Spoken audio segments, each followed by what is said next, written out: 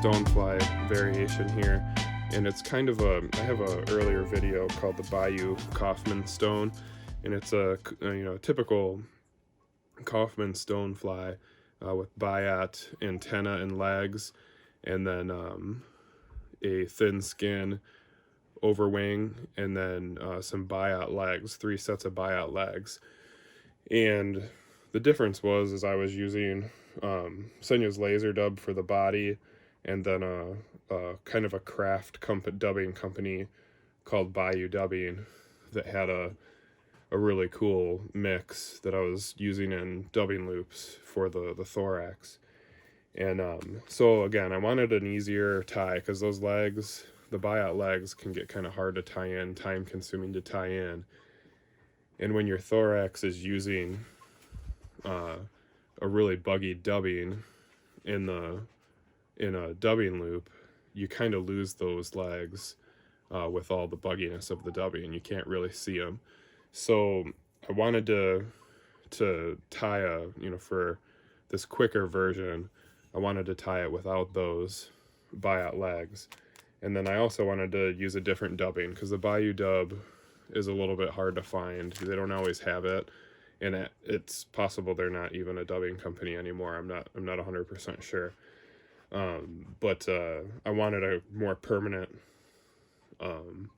solution, and the closest thing I found was Senya's Fusion Dub in Midnight Color, and it's a black dubbing with some red, purple, and blue flash in it, which is pretty similar to the Bayou dub I was using, which I think was actually also called Midnight.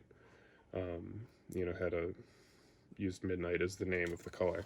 So anyways, that's kind of how I came up with this version of a Stonefly. And so normally I would still use the thin skin overwings, but I actually am all out of it, and so I had to come up with a different plan because I'm going fishing in a couple of days and I don't have time to pick some up and tie dozen flies in that amount of time. So I had to use what I have here, and I think it still turns out pretty good.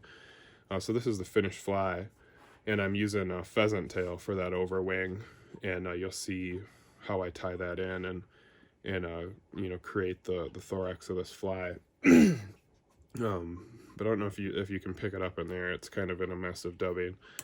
But when you look at it close, you can see it. And you can tie it in a little differently than I have here, and I'll kind of try and illustrate that as I tie this fly. Because you have a lot of different options that you can use depending on, the overall profile you're looking for with this bug.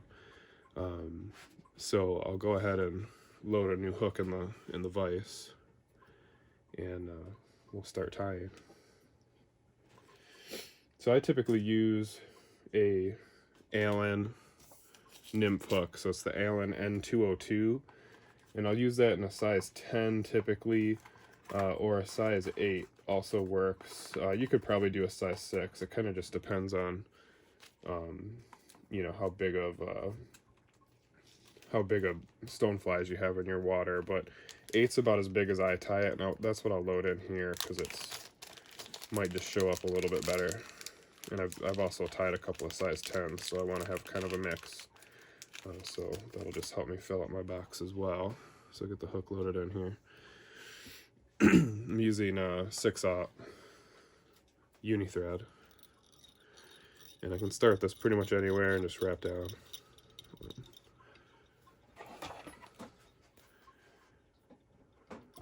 And then I come down fairly far to tie in the tail, which is still a biot tail and biot antenna.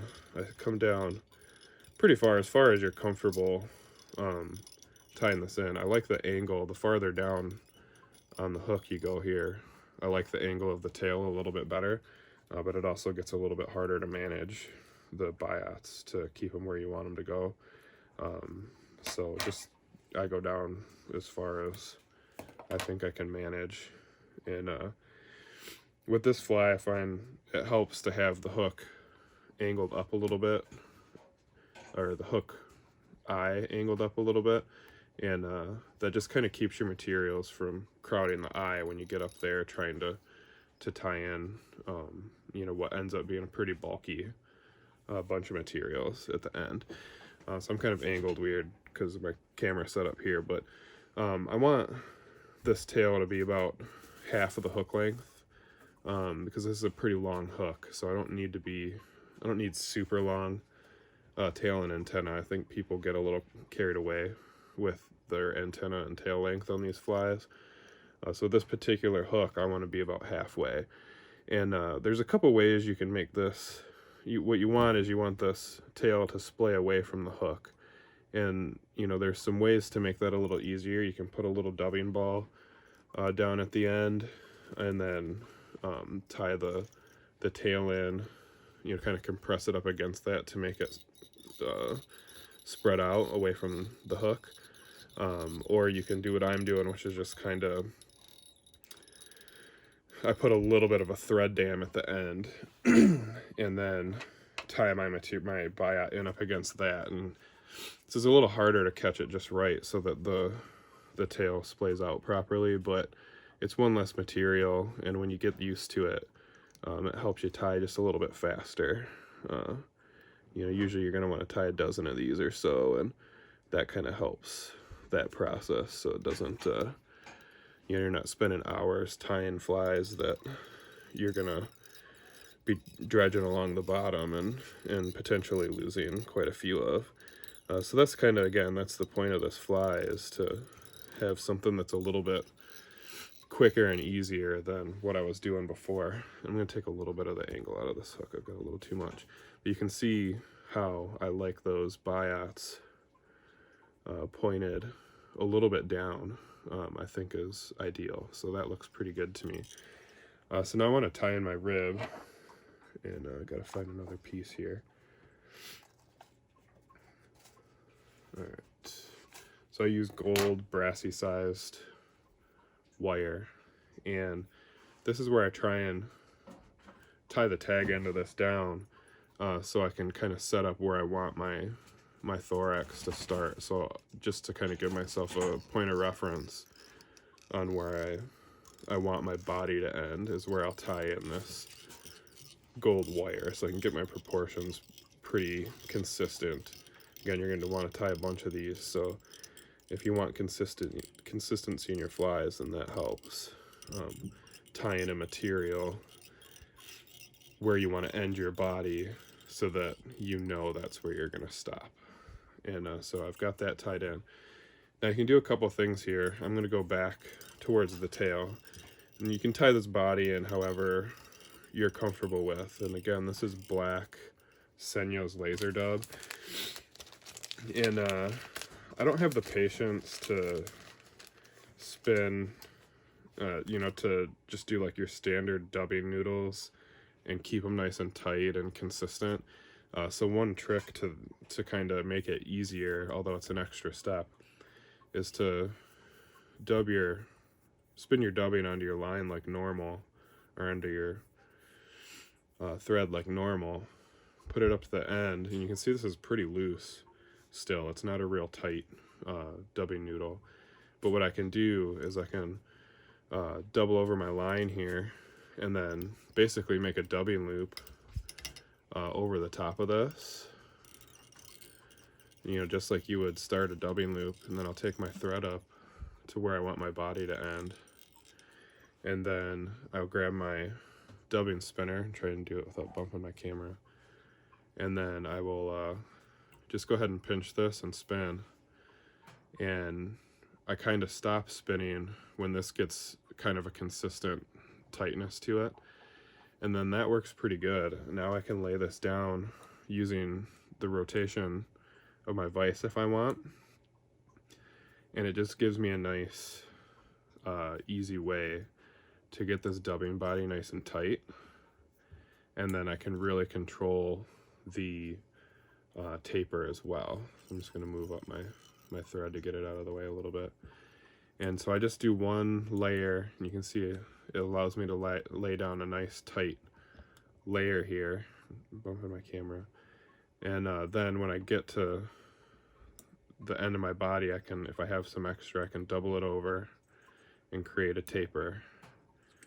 And then once I have all my thread out, you can kind of double it back and forth a little bit until you're out of dubbing. And now I can bring my thread back.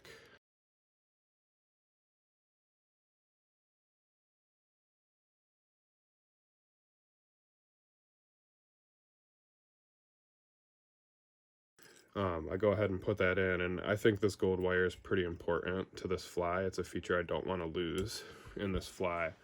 So using that method of doubling over your dubbing to get a nice tight corded body, really helps in my eyes to keep that gold wire prevalent. So now the next thing I want to do is tie in my my pheasant tail, and it's easiest if you grab fibers that haven't been separated yet. So I don't know if you can see this behind the hook. I've got not my normal camera set up here, but I want to come up into here where the fibers are still connected, and I want to grab a thick enough piece so that I can get the width of overwing that I want. And this is probably, I don't know, 10-15 strands here. And so I want to cut this off as long as I can, because I want the length here to not become an issue. And again, you want to tie this in. I'm going to tie it in darker side down because I want the darker side to show on this fly. You can do whatever you want to do. And then I want to tie it in because I want this base to be as thick as possible. So I want to tie it in as close to the butts, from the tip end, but as close to the butts as possible, so that I have a wide enough overwing, but close enough to the tip so that I have enough length to double this over a couple of times and not run out of fibers. Because if I get to the front of this and I don't have long enough pheasant tail fibers, then you kind of just got to start over. So you just kind of got to judge that, and hopefully I'm going to judge right, because I like I said, I was tying on a smaller hook, so my proportions on these materials might suffer a little bit. But anyway, so I have that tied in directly on top, and from here on out, you're going to kind of build up your taper. So all these materials that I'm tying in, I'm going pretty close. I'm cutting them off and wrapping down on them pretty close up to the head, just because I want to build some thickness to this taper so that the front of this fly is bigger than the body, pretty comfortably, pretty significantly actually. So anyways, I got that pheasant tail tied in. So now I'm going to tie in some fusion dub, and the way I do this is I take a clump of fusion dub and preen it so that the ends are relatively lined up, and so I'll try and do this so you can see it. I grab it kind of in the middle and I pull the fibers out, and there's a lot of materials that you do this preening with. So you're keeping a taper on the ends, but you're kind of lining up the fibers so that they're fairly consistent as far as how many fibers are going across the whole thing. And I want, this bunch here, I'm going to cut this into 3 sections because I'm going to do three loops on this. And so I want to cut the right tapered third of this off. And if you go a little bit so that you're cutting a little bit more towards the center, that's okay, because you want a nice solid amount of material. So you can see here, hopefully, that if I divide this into thirds, I want to have my right third and my left third, they're going to be my second 2 loops, and then the middle third is going to be my first loop, and that you want to be the shortest amount of material, so you can kind of cut in fairly significant, so maybe more than a third on either side, and leave a quarter to 3/8 of an inch, something like that, probably not quite a half an inch of the middle section. And that won't be tapered on the ends because you made a straight cut on either side, but save your 2 sides because you're going to use those here as you move along in the fly. And so what I'm left with is kind of a 3/8 to 1/2 inch center piece, and that's going to be what I put in this first loop. So I'm going to make a quick small dubbing loop, and then I'm going to put that center section in, get it nice and tight up to the front so that it pinches in there, and then get my spinner and give that a quick spin. And you want this to be pretty scraggly, you know, you don't, even though you don't have tapered sides here, it'll still be nice and buggy. It's a great, this fusion dub's a great material. It's a very very versatile. And so now I'm just going to tie this in, and I'm going to attempt to preen it back. I don't really need to wet my fingers and get this really tight like you would a composite loop for an intruder or anything. I want to take up some room on the shank, but I want to lay each wrap down in front of the previous one still. And this is where we're starting to create the body and wings of this fly, or legs of this fly. So I wrap that on, and then capture the loop, give it a few wraps in front as well, and then cut away my loop. And so that's the first segment here. And you can kind of preen these down before you fold over your pheasant tail, but I'm going to fold over this pheasant tail, and you can do a couple of things. You can go real tight on this one, and that's usually what I do. I want it to spread out as wide as possible. I don't know if you can see that. I want all the fibers to lay out, because I want this to be as prevalent as possible on the fly. And then just capture it. And the other thing you could do, this I went pretty tight. The other thing you could do is create like a little bit of a loop here, and that'll maybe imitate a little bit more of like a wing, like an over wing. So you could do that as well. But on this first one, I'm going to tie it tight just so we can kind of see what that looks like. And again, I'm wrapping up pretty close to the head, and then wrapping back tight onto that dubbing loop. And then I'm going to pull the pheasant tail back over. I'm going to tie a little bit farther forward. All right, and then pull this pheasant tail back over the top, and then tie back onto it. And so then that creates another like little segment that I can do. So now I'm going to do another dubbing loop, small one. And this time I'm going to put one of my tapered ends into the dubbing loop. It doesn't matter which or which direction, it's all going to even out in the end. But this is just a way to, the taper is not even really that important. It's just a way to use the whole length of these fibers without a lot of waste. So, you know, using that short fiber doesn't really matter. If you used one of the sides first and then a middle one, you can kind of mix and match. It's not a huge deal. I use that non-tapered one first, and then I have some straggly pieces that can kind of flow over the top of this fly. So I've spun that. If you want to preen it a little bit to clean it up, you can, but I, for the most part, keep it buggy and then clean it up at the end.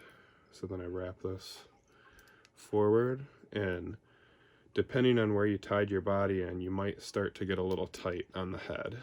And so the versatility of this fly is that you can end at 2 segments if you want, and there's enough bugginess in this material that it's going to be fine. You don't you don't have to get the third segment, but Kaufman stones typically have 3 segments. And this isn't really a Kaufman stone, but it's kind of what I'm modeling it after. So I try and get the 3rd segment in. So anyways, I'm going to preen this down, and one thing that I forgot, usually after I tie in the gold wires when I'll put my front antenna in, and I kind of forgot to do that. So again, this is pretty versatile and easy fly, so I can still tie in those antennae right now before I get too close. If you get too close, then these are hard to tie in and get them to look right. But I still have an opportunity to do that now. So I tie my front antennas in just slightly shorter than my rear tails, and I just use this down eye hook as a prop for the antenna on either side. And so I tie in one closest to you, and then I tie in the one on my side, and wrap back. And this is another place where you can build up the taper of your body by, you know, eating up the whole thorax of your fly with the tag end of these biots. But since I kind of have already started tying material, I'll just go back to the edge here, the edge of the last loop. So now I can preen, now that I have those in, I can continue. And so here I can pull this pheasant tail over a second time, and I can capture it on top of the hook and wrap back. And I'm going to start getting a little tight here, and I want a fairly pronounced head. You know, so I don't want to crowd this too much, because I want my tie-in point to kind of double as a head. So I want to have plenty of room to build up a thread head here. And so I've pulled that back, and now I'm going to do my third loop. Oops, I was doing a whip finish. Tie in my third little little dubbing loop. Tie that in. Sorry, my dog's crazy.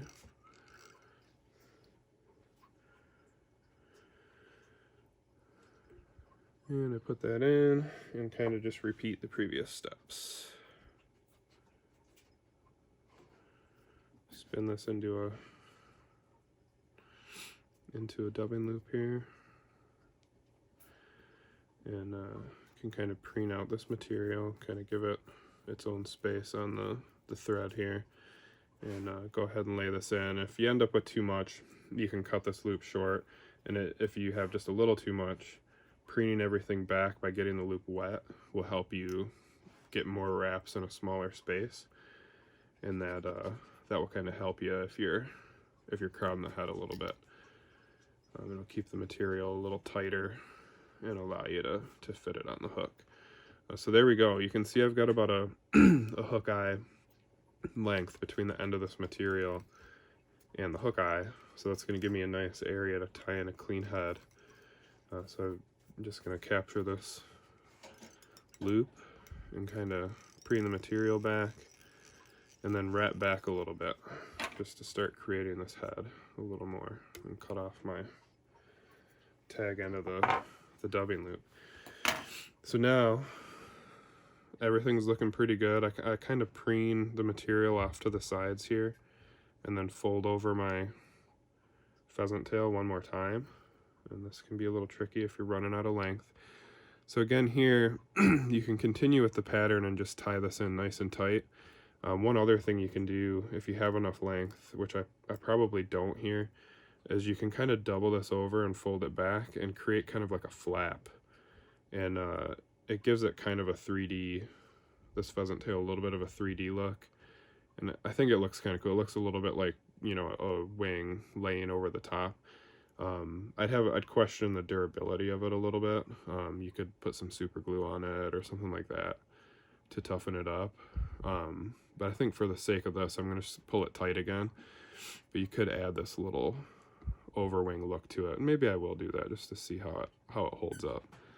And maybe I can add a comment to say, hey, this wasn't very durable, or, you know, no, that worked fine. So I would just tie that in and then trim the pheasant tail. The other thing you can do if you do pull it tighter, if you do have enough length, is to, you know, tie this in. And so for this, I'm going to just pull it kind of tight, and then tie it in, and then double it back over, and then keep just the slightest amount of tag on the butts of these, and it kind of gives it the presence of a head of a bug. And so I'll do that a lot on hex nymphs, and then and then on this fly as well, if I tie this in tight so that I have enough length, or if I have enough length tying in the wing style like I just explained, then I can tie it in and then double it back over and tie it in again. And then when I trim these butts, I'll trim them a little long, and then that kind of gives you a little bit of a presence of a head. And maybe I'll just keep it that way, just for the sake of not extending this video out too much. And then I wrap back a little bit just to clean up the head a little, and to keep all the materials out of the eye of this hook, because you know, tying flies like these and not being able to get your tippet into the eye of the hook is pretty frustrating. So this kind of exaggerated thread head keeps the materials out of the hook eye pretty well, and there's a big bulk of material there, so that's not always the easiest thing to do. So just pulled my whip finish tight, and I'll trim the tag end of my thread, and then I'll come up here to the pheasant tail and cut those butts. So now I've got this really buggy stonefly with these long, kind of scraggly ends, and you can trim as much or as little as you want here. Typically I'll trim the bottom pretty tight up against the shank, you know, without going crazy. I'll just kind of make a nice flat cut there, and then you could leave this. You could leave all this material here, and they'd work as really good legs. I tend to pull it out and cut it at an angle so they kind of are in the same shape that if I would have tied in buyout legs, you know, kind of the same shape that those would be in, and then that's the end of the fly. And so it looks kind of like a scrambled mess, and you could trim this up a little bit if you wanted, a little bit more, but I kind of like it like this. This material really swims well, and you know, is really nice in the water, and you hopefully can see kind of the blue tones, and it kind of gives you a nice fly that works when a black stonefly would work, but also is got enough flash in it. And blue flash in particular is good for steelhead, where it's kind of a flashy fly in the right conditions too. But you can kind of see how I do that, and it's a little quicker and easier than the Kaufman stone. And then lastly, you could still use your thin skin over wings here, and you know, it's probably a better looking fly with those thin skin over wings. I just didn't happen to have any here, so we did what we could with pheasant tail, and it's a very fishable fly.